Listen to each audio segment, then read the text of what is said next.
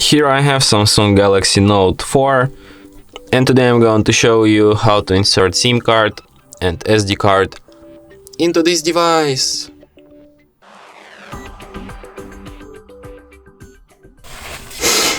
So firstly you'll have to take your phone, then you should find the hedge right here. Try to remove its cover like this. For me it goes off pretty easily. So here you have like slot for SIM card, and here you have slot for SD card.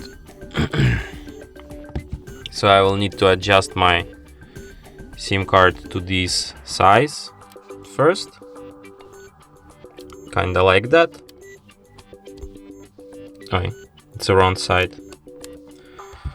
So then you like just, so you can't remove it,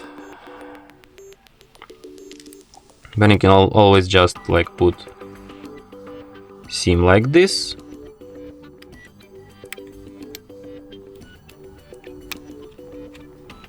Okay, here we go, almost done. Okay, SIM inserted, and you can insert SD card like this.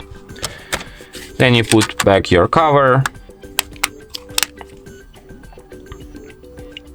and like